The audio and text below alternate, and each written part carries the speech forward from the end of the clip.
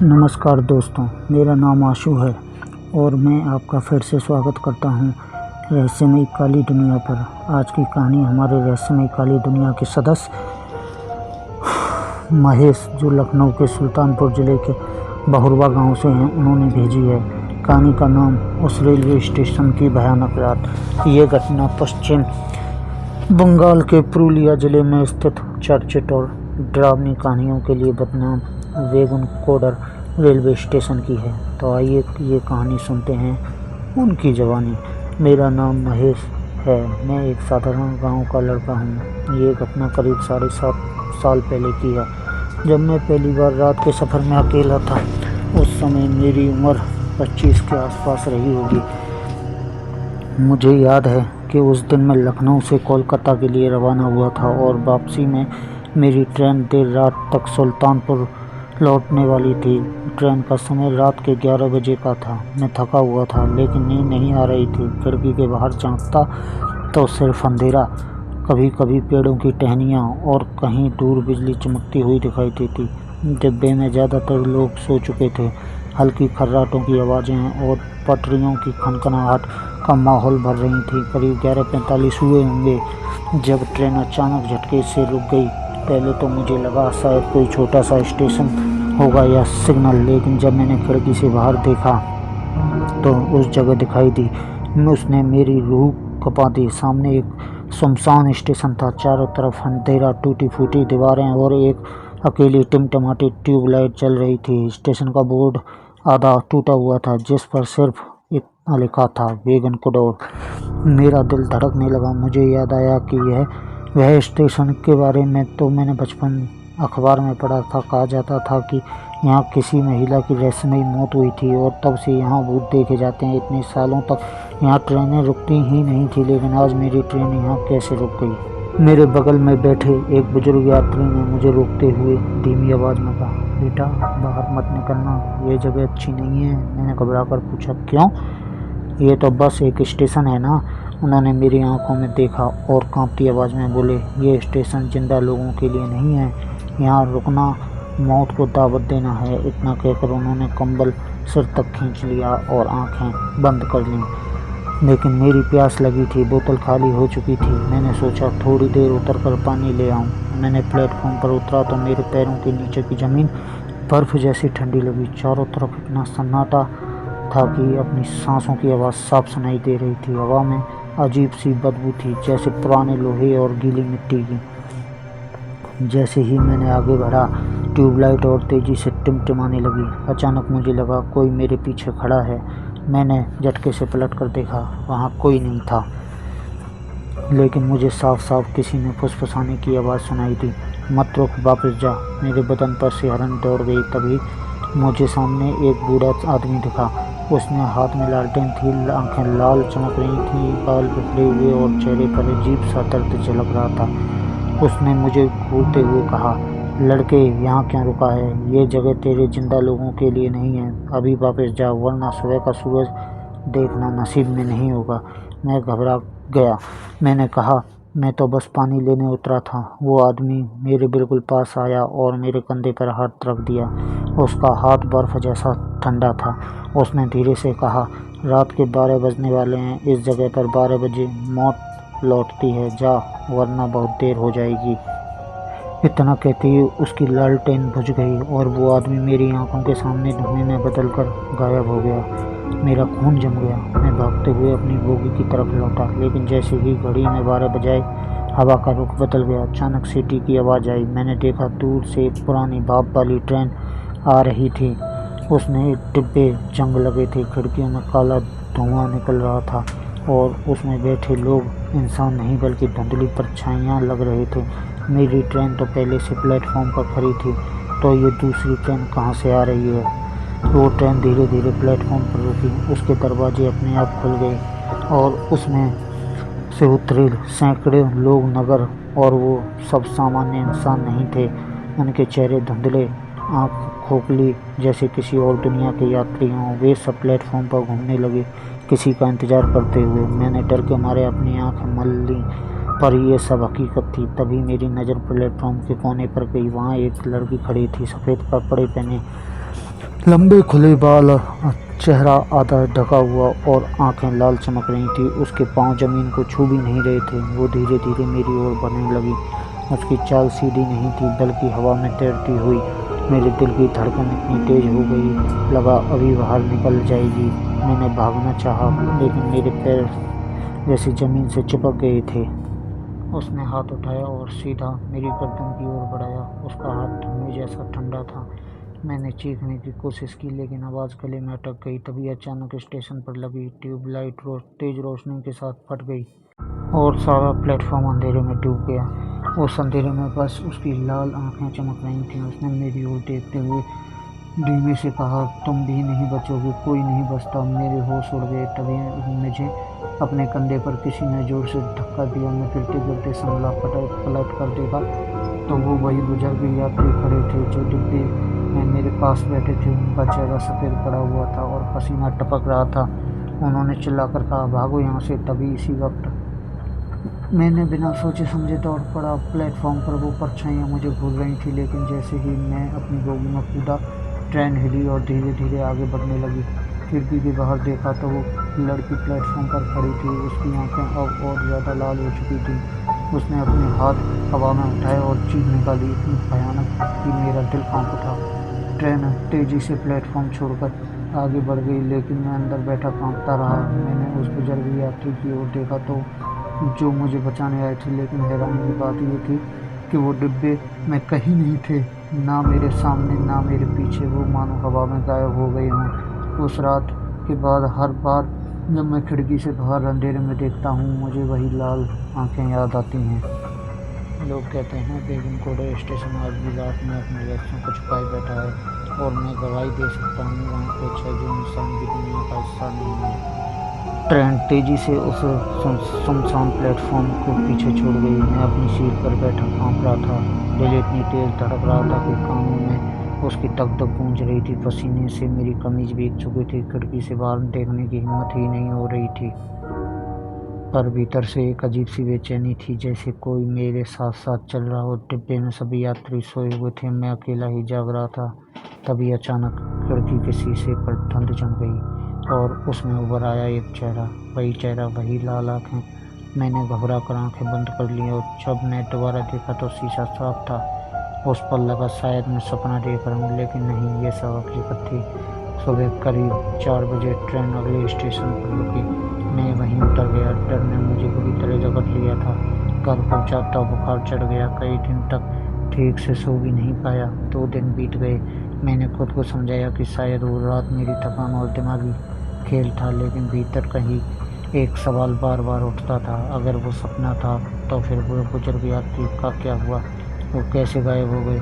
इन्हीं सवालों ने मुझे चैन से बैठने नहीं दिया। मैंने ठान लिया कि इस रहस्य की सच्चाई पता करनी ही होगी। मैंने इंटरनेट पर खोजने लगा। किताबों, अखबारों और ब्लॉग्स में बेगम कोडर स्टेशन का नाम बार बार सामने आने लगा। पता चला कि 1967 में इस स्टेशन की स्टेशन मास्टर की पत्नी की रहस्यमयी मौत हुई थी। कहा जाता है कि एक रात उस प्लेटफॉर्म पर सफ़ेद साड़ी में घूमते देखा गया और उसके बाद से डर का माहौल बन गया। यात्रियों और कर्मचारियों ने दावा किया कि उन्होंने उस औरत को देखा जो रात को ट्रेन में आने पर अचानक गायब हो जाती थी।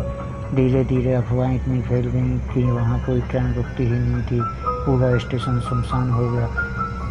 2009 में जब सरकार ने इसे दोबारा शुरू किया, तब भी लोगों का डर खत्म नहीं हुआ। जो भी वहाँ गया उसने कुछ न कुछ अजीब देखा या सुना। ये सब पढ़कर मेरा दिल और तेज धड़कने लगा। मेरे भीतर अजीब सी खिंचाव था, जैसे कोई मुझे बुला रहा हो। आखिरकार मैंने तय किया, मैं एक बार फिर वहाँ जाऊँगा, पर इस बार अकेला नहीं। मुझे एक पत्रकार मित्र याद आई, अंजलि। वो रहस्यमयी कहानियों और लोक कथाओं पर रिसर्च करती थी। मैंने उसे फ़ोन किया और सब बताया। पहले तो वो हंसी, पर जब मैंने उसकी कसम खाकर कहा कि मैंने खुद ये सब देखा है, तो वो चेहरा उसका गंभीर हो गया। उसने कहा, ठीक है, अगर तुम सच बोल रहे हो तो ये बड़ी खोज हो सकती है। हम वहाँ चलेंगे। कुछ ही दिनों में हम वहाँ दोनों कोलकाता पहुँचे और वहाँ से ट्रेन पकड़कर पुरुलिया की ओर निकल पड़े। सफ़र के दौरान अंजलि बार बार नोट्स ले रही थी, कैमरा और रिकॉर्डर चेक कर रही थी। उसकी आंखों में डर से ज़्यादा उत्सुकता थी। शाम ढलते ढलते हम बेगमपुरा स्टेशन पहुंचे। प्लेटफॉर्म अब भी वैसा ही सुनसान था। एक दो लोग दिखाई दिए, लेकिन उसके चेहरे पर अजीब खामोशी थी, जैसे वो हमसे कुछ छुपा रहे हों। हम दोनों ने स्टेशन मास्टर के ऑफिस की ओर रुख किया। दरवाज़ा आधा टूटा हुआ था। अंदर दाखिल हुए तो धूल और जाले फैले हुए थे। लकड़ी की पुरानी अलमारी, चमकदार पंखा और एक टूटी मेज पर पुराने रजिस्टर रखे हुए थे। अंजलि ने उन रजिस्टरों को खंगालना शुरू किया। अचानक एक डायरी हाथ में ली। उसका कवर फटा हुआ था, लेकिन पन्ने अब भी सही सलामत थे। उसमें लिखा था, आज रात फिर वही औरत दिखाई दी, सफ़ेद कपड़ों में, प्लेटफॉर्म पर खड़ी। लोग चीखने लगे, कुछ भाग गए, मैं भी डर गया। अगर ये सिलसिला चलता रहा तो शायद ये स्टेशन हमेशा के लिए बंद करना पड़ेगा। ये डायरी 1967 की थी और लिखने वाला स्टेशन मास्टर था। मेरा शरीर कांप उठा। ये वही महिला थी जिसके बारे में मैंने सुना था और जिसे मैंने खुद भी देखा था। अचानक दरवाजे पर दस्तक हुई। हमने पलट कर देखा तो एक बूढ़ा आदमी खड़ा था। उसकी आंखों में अजीब सा दर्द था। उसने कहा, तुम लोग यहाँ क्यों आए हो? ये जगह इंसानों के लिए नहीं है। अंजलि ने तुरंत सवाल किया, आप कौन हैं? वो बोला, मैं रामकिशन हूँ, पहले यहाँ गार्ड हुआ करता था। मैंने उस औरत को अपनी आंखों से देखा है। लोग कहते हैं वो स्टेशन मास्टर की पत्नी है। उसकी मौत एक्सीडेंट नहीं थी, उसे धक्का देकर ट्रेन के नीचे गिराया गया था। हम दोनों चौंक गए। मैंने पूछा, किसने धक्का दिया? रामकिशन ने गहरी सांस ली और कहा, ये सब भी राज है। लेकिन वो औरत शांति नहीं पा सकी। उसकी आवाज़ आज भी यहाँ भटकती है। हर बार जब घड़ी में 12 बजते हैं तो वो लौटती है, यात्रियों को बुलाती है और कभी कभी उन्हें अपने साथ ले भी जाती है। उसकी बात सुनकर मेरी रूह कांप उठी। अंजलि ने कहा, हमें उनकी मौत का सच जानना होगा, तभी शायद उनकी आत्मा को मुक्ति मिले। रामकिशन ने हमें चेतावनी दी, सावधान रहना। अगर वो औरत तुमसे नाराज़ हो गई तो शायद तुम अगली सुबह ना देख पाओ। हमने अगले दिन प्लेटफॉर्म पर रात बिताने का फैसला किया। कैमरे, रिकॉर्डर और टॉर्च लेकर हम वहीं बैठ गए। आधी रात नज़दीक आई तो हवा ठंडी होने लगी। ट्यूबलाइट फिर टिमटिमाने लगी। चारों तरफ अजीब सा सन्नाटा छा गया। घड़ी ने जैसे ही 12 बजे पटरियों पर सीटी गूंजी, वही पुरानी भाप वाली ट्रेन दिखाई दी। उसके साथ ही प्लेटफॉर्म पर धुंध भरने लगी। और फिर वो आई, वही सफ़ेद साड़ी वाली औरत। उसके लंबे बाल हवा में उड़ रहे थे। उसकी आंखें लाल अंगारों की तरह चमक रही थी। वो धीरे धीरे हमारी ओर बढ़ने लगी। अंजलि ने कैमरा ऑन किया, लेकिन अचानक कैमरा बंद हो गया। मैं कांपते हुए खड़ा हो गया। उसने मुझे घूरकर कहा, क्यों लौट आया तू? मैंने तुझे चेतावनी दी थी। मेरे मुंह से आवाज़ नहीं निकल रही थी। अंजलि ने हिम्मत जुटाकर पूछा, तुम कौन हो? हमें अपना सच बताओ, तुम्हें शांति क्यों नहीं मिल रही? और तभी वो औरत चीख उठी। उसकी आवाज़ इतनी भयानक थी कि पूरा प्लेटफॉर्म कांप गया। उसके चेहरे का आधा हिस्सा खून से लथपथ हो गया, जैसे उसे ट्रेन ने कुचल दिया हो। मैं और अंजलि जड़ हो गए। उसकी चीख अभी भी मेरे कानों में गूंज रही थी। न्याय, मुझे न्याय चाहिए। उस रात की ठंडी हवा हड्डियों तक चुभ रही थी। अंधेरे में वो औरत की चीख अब भी गूंज रही थी। मैं और अंजलि एक दूसरे को देख रहे थे, लेकिन दोनों की आंखों में वही सवाल था, अब क्या होगा? प्लेटफॉर्म पर फैली धुंध में जैसे सैकड़ों परछाइयाँ घूम रही थीं। हर परछाइयाँ हमारे करीब आकर फिर गायब हो जाती थी। अंजलि ने मेरा हाथ पकड़ लिया। उसकी उंगलियां कांप रही थीं। वो औरतें धीरे धीरे हमारे चारों ओर चक्कर लगाने लगीं। उसकी आंखें अंगारों की तरह चमक रही थी। अचानक उसने ठंडी आवाज़ में कहा, तुम जानना चाहते हो ना मैं कौन हूँ? आओ देखो मेरी आखिरी रात। इतना कहते ही उसने अपने हाथ हवा में लहराए। धुंध नहीं होने लगी और अचानक सब कुछ बदल गया। प्लेटफॉर्म, ट्यूबलाइट, टूटी दीवारें जैसे मिट गए हों और सामने एक बिल्कुल अलग दृश्य उभर आया। हम अब 1967 की रात में खड़े थे। स्टेशन साफ सुथरा था, रोशनी जगमगा रही थी, लोग इधर उधर घूम रहे थे, कुली सामान उठा रहे थे, बच्चे खेल रहे थे। ये वही जगह थी, लेकिन बिल्कुल अलग, जैसे हम किसी टाइम मशीन से अतीत में पहुंच गए हों। और फिर मैंने उसे देखा, वही औरत, लेकिन इस बार जिंदा, सुंदर चेहरे पर हल्की मुस्कान, सफ़ेद साड़ी में सजी हुई। उसके साथ उसका पति सामने खड़ा था, वहीं स्टेशन मास्टर। दोनों किसी बात पर बहस कर रहे थे। अचानक उसके पति को गुस्सा में आया और उसने जोर से धक्का दिया। औरत लड़खड़ाई और सीधा पटरी पर जा गिरी। तभी ट्रेन की सीटी बजी और एक भारी इंजन उसके ऊपर से गुजर गया। चीखते चीखते वो औरत की मौत नींद में सो गई। दृश्य गायब हो गया। हम फिर उसी शमशान स्टेशन पर खड़े थे, लेकिन अब वो औरत की आत्मा हमारे सामने थी, चेहरा खून से लथपथ। उसने दर्द से कहा, उसने मुझे मार दिया, मेरे पति ने, और किसी ने मेरा सच कभी नहीं जाना। सबने सोचा ये एक्सीडेंट था। मेरे पैरों तले ज़मीन खिसक गई। अंजलि ने कांपते हुए पूछा, तो तुम यहाँ क्यों भटक रही हो? उसकी आंखों से खून जैसे बह रहा था। उसने धीरे से कहा, क्योंकि मेरा सच दफन कर दिया गया। जब तक लोग जानेंगे नहीं कि मेरी मौत हत्या थी, मुझे मुक्ति नहीं मिलेगी। मैं यहाँ हर रात लौटती हूँ न्याय की तलाश में। हम दोनों सुनने रह गए। अंजलि ने धीरे से कहा, अगर हम पे सच बाहर लाएं तो क्या तुम हमें छोड़ दोगी? वो औरत हमें घूरने लगी। उसकी आंखों में डर और गुस्सा दोनों थे। फिर उसने कहा, हाँ, लेकिन सावधान रहना। जिसने मुझे मारा उसका खून अब भी जिंदा है। उसका वंशज आज भी इस गांव में है। अगर वो चाहेगा तो तुम्हें भी मिटा देगा। अचानक चारों तरफ अंधेरा छा गया। टॉर्च अपने आप बंद हो गई। प्लेटफॉर्म पर सिर्फ उसकी लाल आंखें चमक रही थीं। फिर एक झटके में वो हवा में विलीन हो गई। धुंध धीरे धीरे हटने लगी और चारों तरफ सन्नाटा फैल गया। मैं और अंजलि हाँफते हुए यहीं बैठ गए। हमारी टांगें कांप रही थी। अंजलि ने कहा, ये मामला सिर्फ भूत का नहीं है, ये हत्या है। हमें इसके सबूत ढूंढने होंगे। अगले दिन हम पास के गांव गए। वहाँ एक बुजुर्ग पंडित से मुलाकात हुई। उन्होंने हमें देखते ही कहा, तुम लोग रात वहाँ थे ना? तुम्हारी आंखों में उसकी परछाई साफ दिख रही है। हमने उन्हें सब बताया। पंडित ने गहरी सांस ली और कहा, हाँ, ये सच है। स्टेशन मास्टर ने ही अपनी पत्नी को मारा था। वजह थी शक और लालच। वो सोचता था कि उसकी पत्नी किसी और से मिलती थी, लेकिन उसने गुस्से में उसे धक्का दिया और बाद में एक्सीडेंट का बहाना बना दिया। लेकिन गांव वाले सब जानते थे, बस किसी ने आवाज़ नहीं उठाई और तभी से उसकी आत्मा चैन से नहीं सो पाई। ये सुनकर मेरे रोंगटे खड़े हो गए। अंजलि ने पूछा, उसके परिवार का कोई है? पंडित बोले, हाँ, उसका पोता अब भी यहीं रहता है। लोग कहते हैं उसी पर यह श्राप है। उसके घर में हमेशा मौत का साया रहता है। हम दोनों ने ठान लिया, अब हमें उसे परिवार से मिलाना होगा। शाम होते होते हम उसके घर पहुंचे। टूटी फूटी हवेली जैसी हालत थी। दरवाज़ा चरमराता हुआ खुला। अंदर अंधेरा और बदबू फैली हुई थी। एक अधेड़ उम्र का आदमी हमें मिला। उसकी आंखों में थकान और चेहरे पर खौफ साफ दिख रहा था। उसने कहा, तुम लोग यहाँ क्यों आए हो?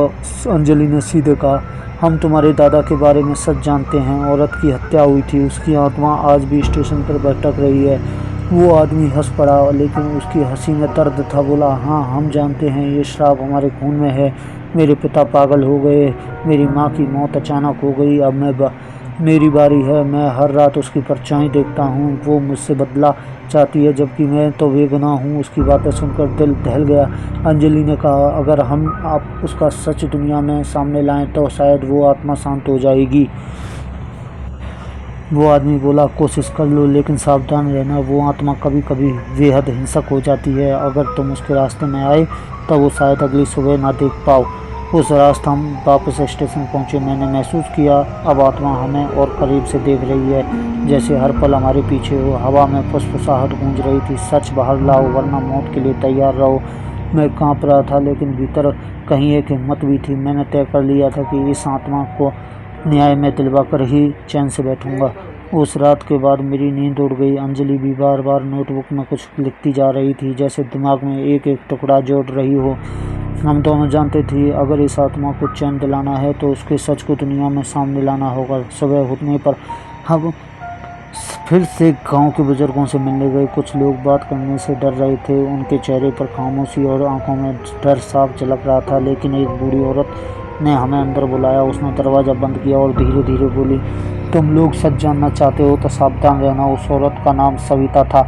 बहुत सुंदर थी, लेकिन उसका पति स्टेशन मास्टर शकी मिजाज का था। उसने सोचा कि सविता किसी और से मिलती है। गुस्से में उसने उसे ट्रेन के नीचे धक्का दे दिया, लेकिन सबूत छुपा दिए। पुलिस को पैसे खिलाकर बात दबा दी और तब से उसकी आत्मा भटक रही है। उस बूढ़ी औरत की आंखों में आंसू थे। उसने कहा, मैंने अपनी आंखों से देखा था, लेकिन डर के मारे कभी कुछ कह नहीं पाई।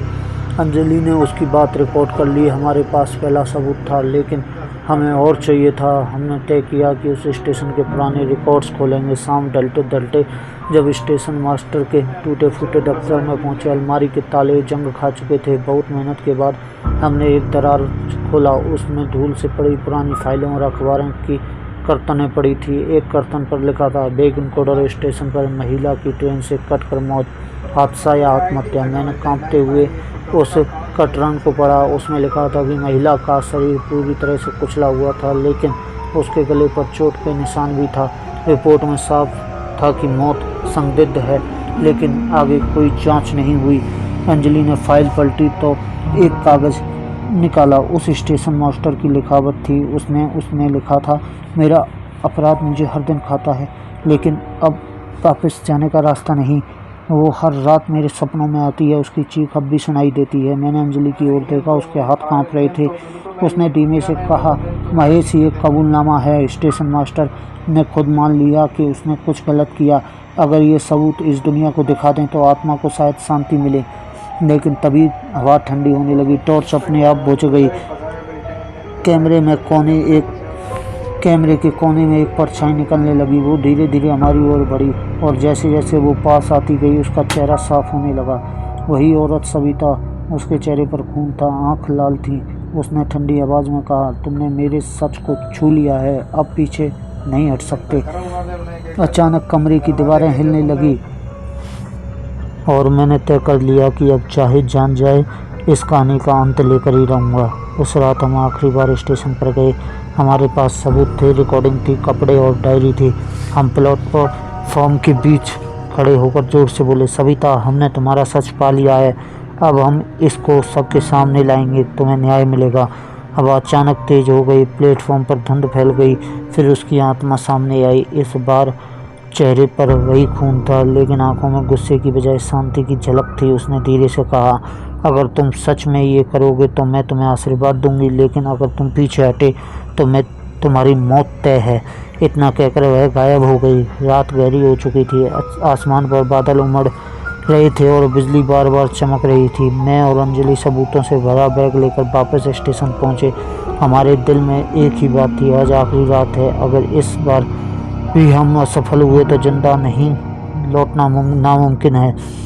स्टेशन पर सन्नाटा पसरा हुआ था। सिर्फ टूटी ट्यूबलाइट की हल्की टिमटिमाहट दिखाई दे रही थी। मैं प्लेटफॉर्म पर खड़ा होकर चिल्लाया, सविता, आज हम तुम्हारा सच सबके सामने लाएंगे, लेकिन पहले तुम हमें एक वादा करो, हमारी जान बख्श दोगी।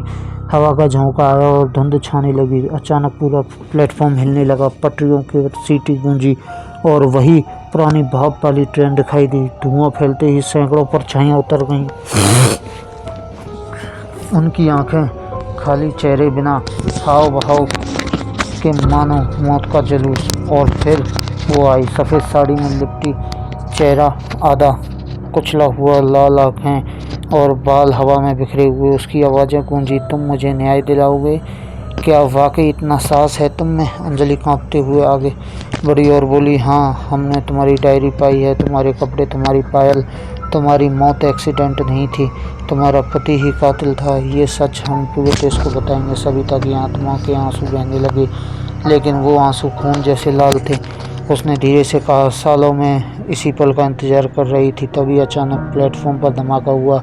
छिपे कमरे का दरवाज़ा अपने आप खुल गया और भीतर से तेज रोशनी निकली।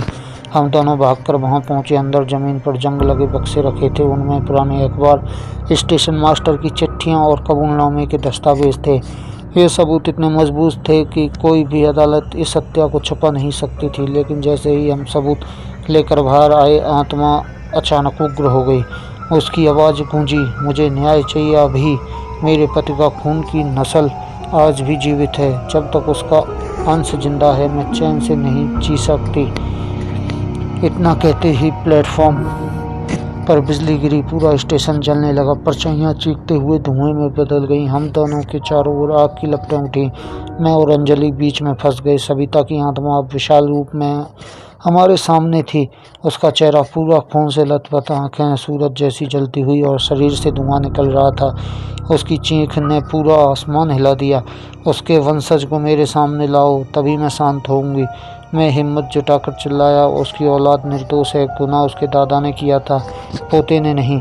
सविता की आत्मा रुक गई, उसकी आंखों में गुस्से की जगह दर्द उभर आया। उसने धीमे से कहा, निर्दोष? अब मेरी जान ली गई थी तब कोई आगे क्यों नहीं आया? सब चुप क्यों थे? क्या चुप रहना भी गुनाह नहीं है? उसकी बातों में इतनी पीड़ा थी कि मानो आंखों से आंसू निकल आए। अंजलि ने धीरे से कहा, हम सच बाहर लाएंगे, तुम्हारी कहानी पूरे देश को सुनाएंगे, हर कोई जानेगा कि सविता की मौत हत्या थी। तभी तुम्हें न्याय मिलेगा। आत्मा कुछ पल खामोश रही, फिर धीरे धीरे उसका रूप बदलने लगा, खून से लथपथ चेहरा मिटने लगा और उसके चेहरे पर एक शांति दिखाई देने लगी। उसकी आंखों में गुस्सा की जगह सुकून था। उसने हमारे पास आकर कहा, अगर तुम सच में ये करोगे तो मेरी आत्मा हमेशा तुम्हारा साथ रहेगी, लेकिन तुम पीछे हटे तो याद रखना मेरी परछाई तुम्हें चैन से जीने नहीं देगी। इतना कहते ही तेज हवा चली और धुंध में गायब हो गई। प्लेटफॉर्म पर फैली परछाइयाँ एक एक कर ओझल हो गईं, आग की लपटें बुझ गईं और स्टेशन फिर से सुनसान हो गया। हम दोनों हाँफते हुए जमीन पर बैठ गए। हमारे हाथ में सबूत थे और दिल में भारीपन। अगले ही दिन अंजलि ने अखबार में पूरी रिपोर्ट छपाई, चैनलों पर खबर चली, बेगुनकोट स्टेशन का सच, महिला की हत्या का राज खुला। हवा गांव में हलचल मच गई। लोग सदमे में थे कि इतने सालों तक उन्होंने डर के साए में जीते जीते कितनी बड़ी गलती की। उस रात मैं घर लौटा, पहली बार मुझे नींद आई। सपने में मैंने सविता को देखा, वो सफ़ेद कपड़ों में थी, चेहरे पर मुस्कान थी। उसने मुझे धन्यवाद कहा और धीरे धीरे धुंध में खो गई। लेकिन कहानी यहीं ख़त्म नहीं हुई। कुछ दिनों बाद जब मैं फिर ट्रेन से गुजरा तो बेगुनकोट स्टेशन पर दूर से दिखाई दिया। अंधेरे में ट्यूबलाइट अब भी टिमटिमा रही थी और मैंने कसम खाकर देखा, प्लेटफॉर्म के कोने पर सविता खड़ी थी, लेकिन इस बार उसकी आंखों में गुस्सा नहीं, सिर्फ शांति थी। उसने हाथ उठाकर जैसे मुझे आशीर्वाद दिया। ट्रेन आगे बढ़ गई, मैं सीट पर बैठा रहा। दिल में एक अजीब सुकून था। सविता को आखिरकार न्याय मिल ही गया था, लेकिन बेगुनकोट स्टेशन पर अब भी वैसा ही रहस्यमय था।